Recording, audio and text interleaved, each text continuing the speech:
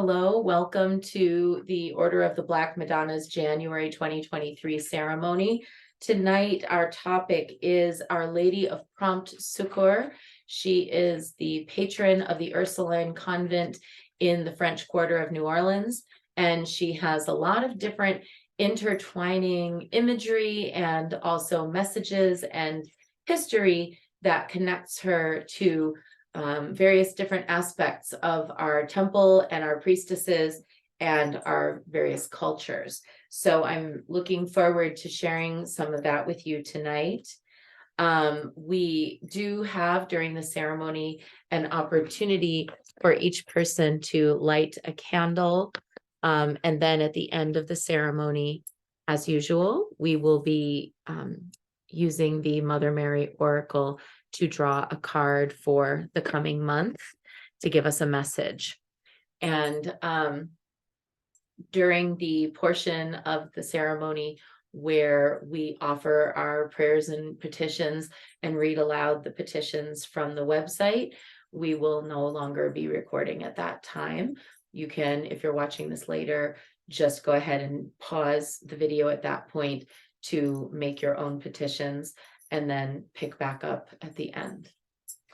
So let's take a moment and just have a moment of silence to ground and center ourselves. Just taking a few deep breaths and releasing the thoughts, cares, and worries of the day.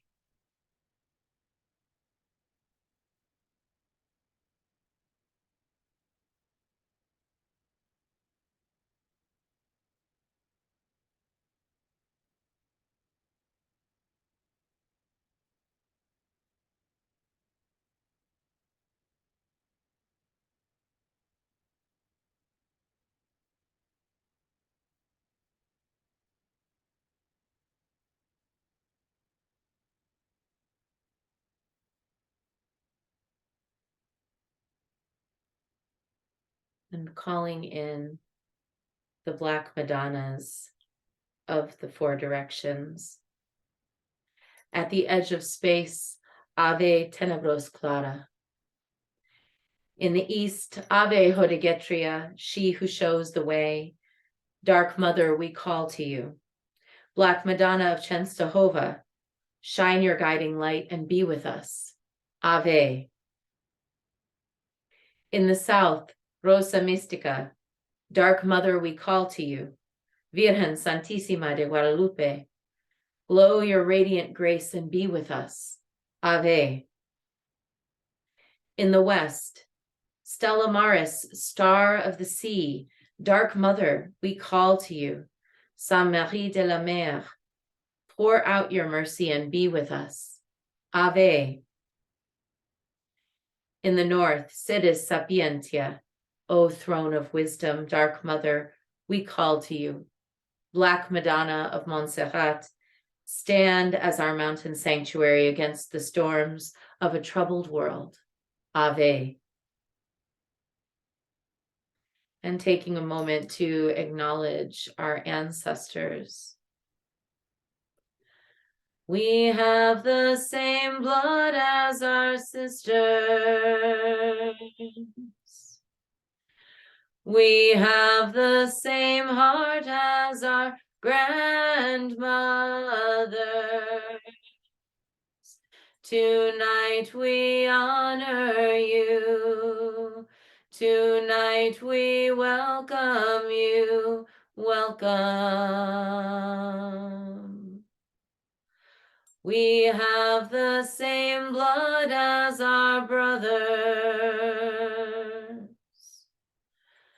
We have the same heart as our grandfathers. Tonight we honor you. Tonight we welcome you. Welcome. Welcome to the benevolent ancestors of our blood lineages, as well as the benevolent ancestors of spirit and affinity. We ask you to be with us, to guide us, to show us the way. Ave.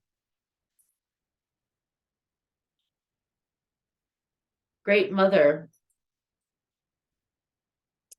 by the power of this candle flame, may I live well to honor your name. By the light of this candle flame, may I be merciful and receive the same. By earth below and stars above, may I walk gently with grace and love. By starry sky and shining sea, I trust in you. Watch over me.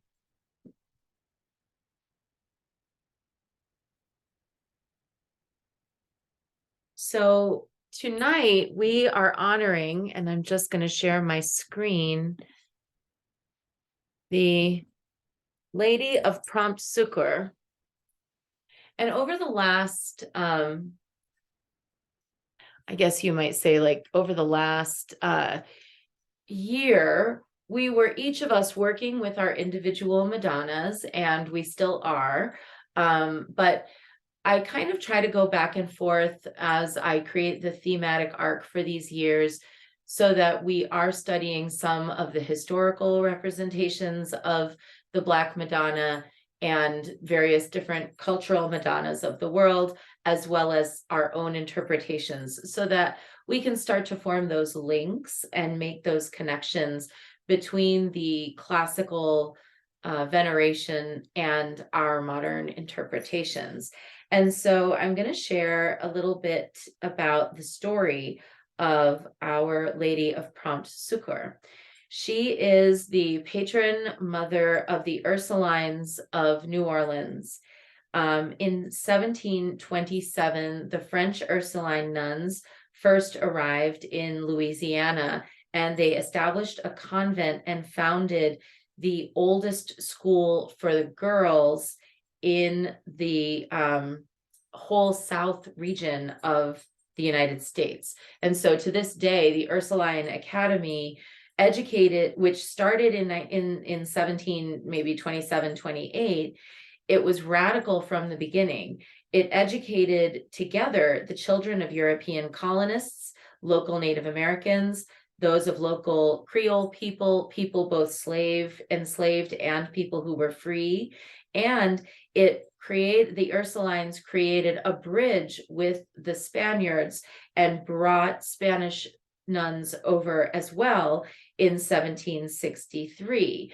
And so basically the territory now known as Louisiana, especially around the area of New Orleans, was in a battle. It was sort of a battleground between the French, the Spanish, and the British for the course of the 17 and 1800s. And through it all, the Ursuline nuns maintained their academy, educating girls regardless of their racial and economic background. And it was a very revolutionary thing for them to be doing at that time. In 1803, when after this there had been a tussle between the French and the Spanish over that territory, the French came back into power and were driving out the Spaniards. And the nuns of the Ursuline Academy decided that rather than risk losing their Spanish sisters to the kind of purge of the Spaniards from the region, that they would all of them flee, and they ran away to Havana, Cuba. And so the French and Spanish sisters together escaped New Orleans, ran away to Havana, and stayed there until the United States took over that territory. And when the United States took over that territory, thereby ending the sort of tussle between the French and the Spanish, the nuns from Havana wrote a letter to President Andrew Jackson and said they needed a guarantee that all of the women in the convent would be safe if they came back, and that their convent would be protected, and that they would be allowed to resume and continue their activities. And he wrote them back and he said, "I have received, holy sisters, the letter you have written me, wherein you express anxiety for the property vested in your institutions by the former governments of Louisiana. The principles of the Constitution and government of the United States are a sure guarantee to you that it will be preserved to you, sacred and inviolate, and that your institution will be permitted to govern itself according to its own voluntary rules without interference from the civil authority. Be assured it will meet all of the protection which my office can give it. And so the sisters returned, and they brought more of their French sisters, and they brought more of their Spanish sisters, and they reconvened the convent. But even though the United States was protecting the convent at the time, the sisters were still responsible for reporting to the Pope. And the Pope at this time was the prisoner of Napoleon. And he was in prison. This is Pope Pius VII. He was in prison, and the Mother Superior, Mother Saint Michel, was trying to write a note to the Pope saying, we need your authorization to take back our convent and run it the way we intended to run it. And she was afraid that even if she wrote this letter, that Napoleon wouldn't allow the letter to be given to Pope Pius VII. So she wrote a prayer, and she got a statue of the Blessed Virgin Mary, and she said the prayer over the statue. And she said, "O most holy Virgin Mary, if you obtain for me a prompt and favorable answer to this letter, I promise to have you honored at New Orleans under the title of Our Lady of Prompt Succor." She mailed the petition on March 19th of 1809. And it only took 5 weeks for Pope Pius to write her back, even though it was uncertain whether the letter would even be given to him or whether he'd even be allowed to respond to it. It did get into his hands, and he responded to it. And in those days, 5 weeks for the return of a response overseas from a letter was an incredibly quick turnaround. I'd also like to just touch this here. March 19th is my grandmother's birthday, and she was the one who got me started on this path. So I just feel like there's a little ancestral touch for me there, but there's also an ancestral touch for many of us. Anybody whose family was affected by Spanish colonization, anybody whose family was touched by French colonization, anybody whose family was touched by the brutal enslavement of African Americans, anybody whose family was touched because they were indigenous people to this continent who were, colonized, anybody whose family is from the South, and anybody connected to Cuba, we all have a share in this story. It is a uniquely American story. It is a unique story of this continent and of groups of women who came together across boundaries and borders to create something unique. After Pope Pius VII granted the request on the 29th of April to Mother Saint Michel, she commissioned a statue of the Virgin Mary holding Jesus, and it looks like this in the picture. She's wearing a golden robe. Nowadays, the skin of the statue has been painted a more Caucasian white color, but in the time of the statue, she was actually not painted a pure white. She was more of like a mixed, like a little bit darker skin color, which again was pretty revolutionary for the times, but was very appropriate to the ethnic mix of people who were part of her community there. In 1810, the statue was finished, and The particular way that the statue was carved, and you can see it in this image, there's like a very dramatic drape to her robes, and it's meant to convey that it looks like she's moving quickly.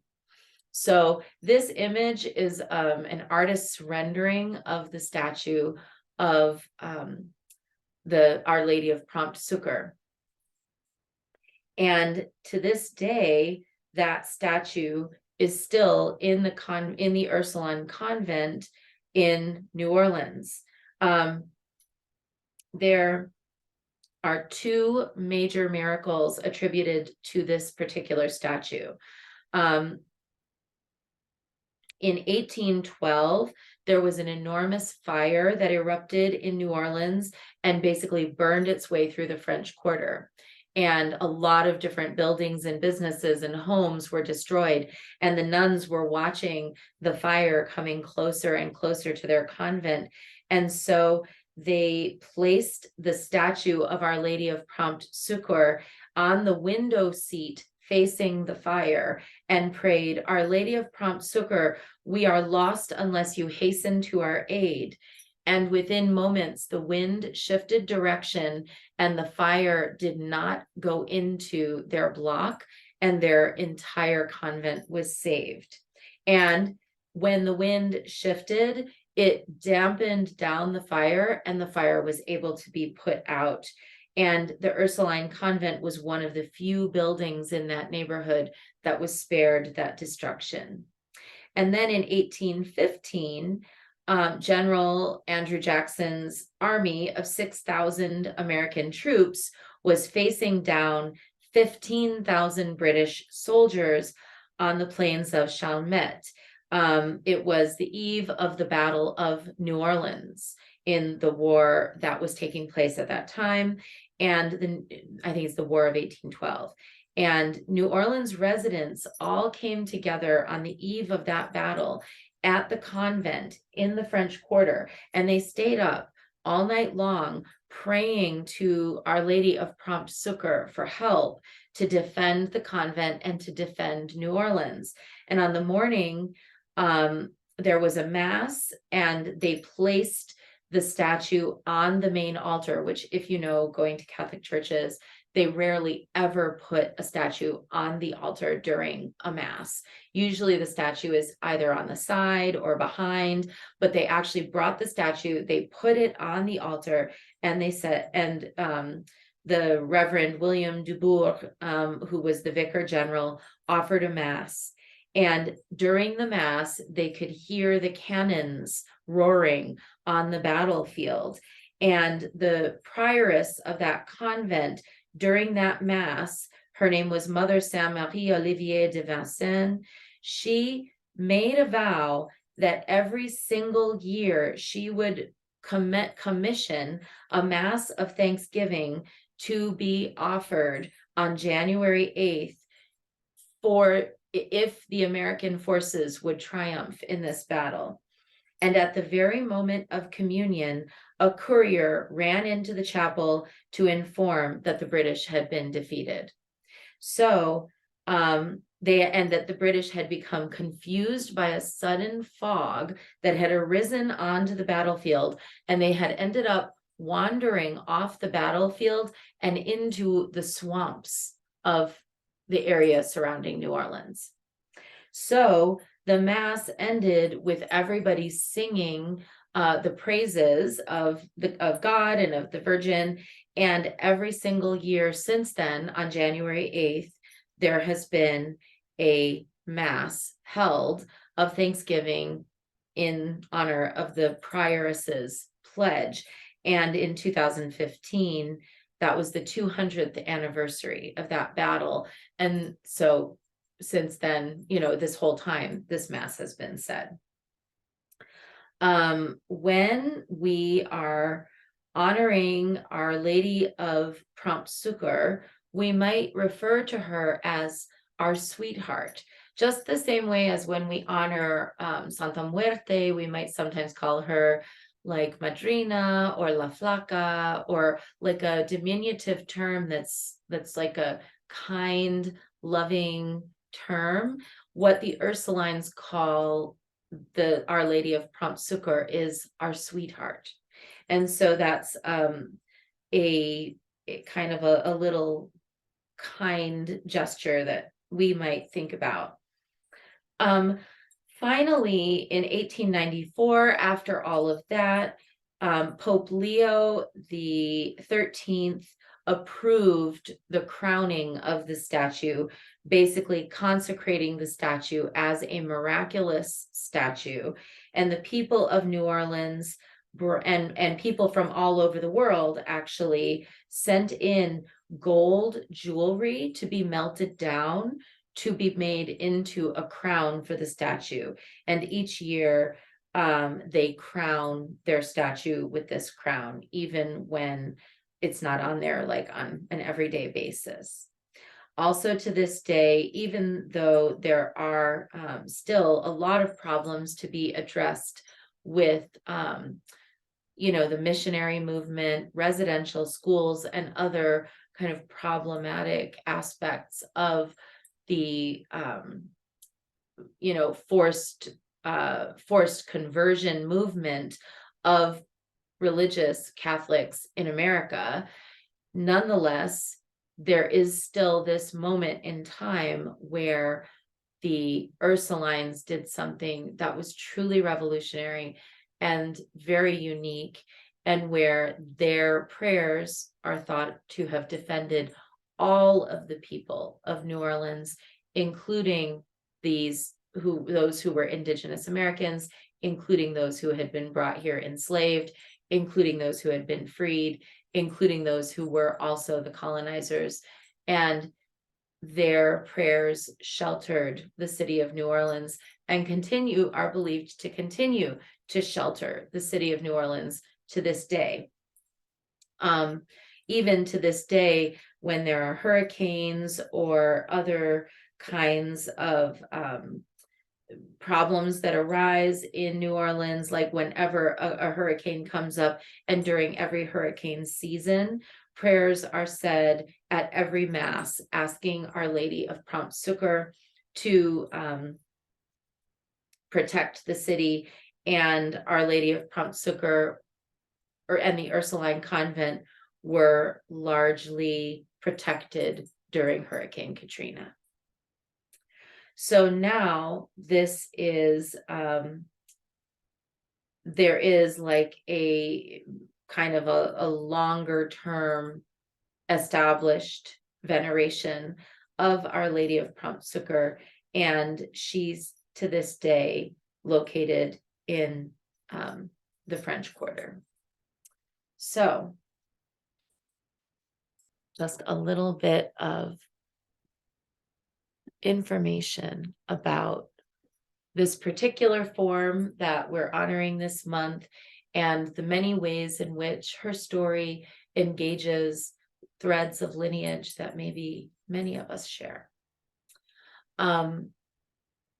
So now what we're going to do is we're going to just take a little bit of time to share petitions and to ask Our Lady of Prompt Succor and or any of the Black Madonnas and dark goddesses that we work with for their assistance. And if you're watching this at home, you can put this on pause and take a few minutes to lift your own prayers.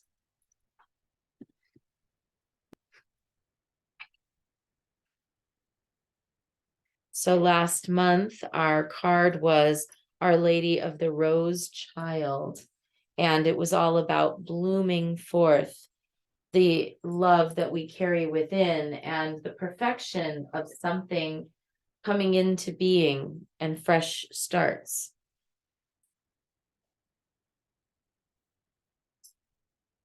And tonight,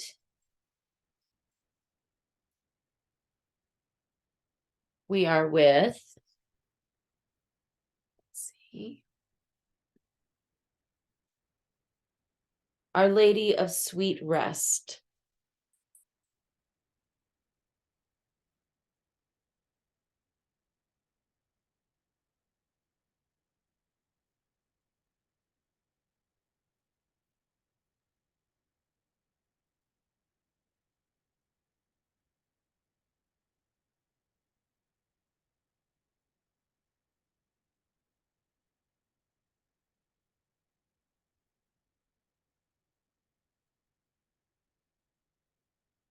Okay, here we go.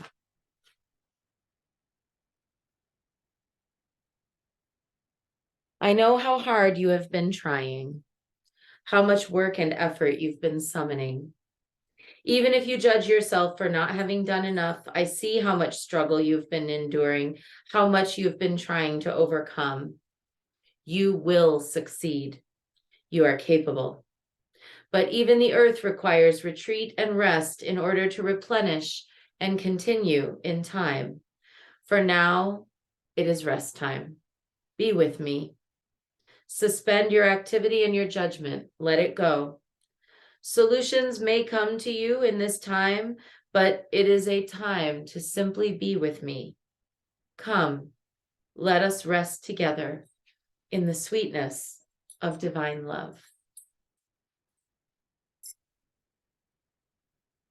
For somebody who truly wants to help the world, it can often feel tiring and overwhelming, like trying to empty the ocean with a bucket. But we are not trying to empty the ocean with a bucket. What we are trying to do is to see the entire ocean in every drop of humanity. So this month, let's rest and relax in the knowing that we, each of us, carry the entire ocean within the one drop of ourselves, and so does everyone else. And let's just do a good job of self-care so that we'll be refreshed and relaxed and renewed and able to offer service another day. Blessed be, and have a good night. Thank you so much for sharing all these profound truths, everyone. Thank you, everyone. Thank you, everyone. Here's my little obsidian.